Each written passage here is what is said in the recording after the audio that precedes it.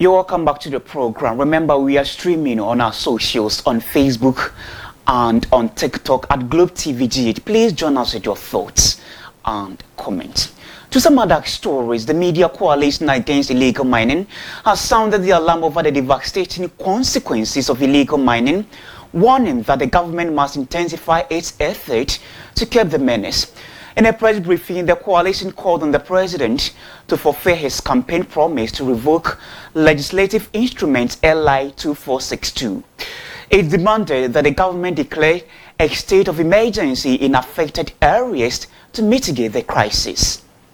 Despite commending the government's speedy move to arrest the director of Akonta Mining Limited, Bernard Anchibu-Osiako, popularly known as Chairman Wontumi, following their press release, the convener of the media coalition against illegal mining, Ken Ashigbe, raised concerns about illegal mining sites that have become breeding grounds for mercenaries, posing a threat to national security and the stability of the country's democracy. He emphasized the need for a state of emergency in critical zones, warning of dire consequences if action is not taken. The coalition further called for the arrest and prosecution of all directors of Akonta Mining. Ken Ashigbe also emphasized that the Minister for Lands and Natural Resources and the Inspector General of Police have demonstrated positive actions to combat illegal mining.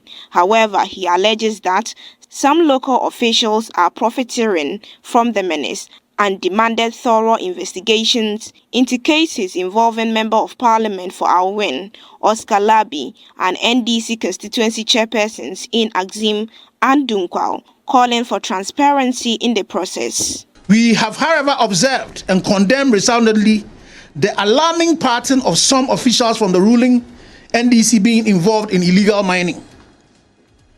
After the unresolved case of Honorable Oscar Labi, MP for Alwen, we have a petition with His Excellency the President that he has acknowledged receipt of.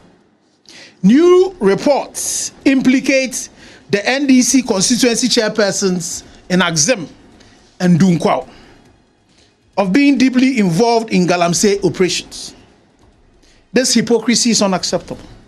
While the NDC leadership under His Excellency the President publicly condemn illegal mining, the Honorable Minister of Lands and Natural Resources and IGP have demonstrated positive actions to deal with the scourge of Galamsey.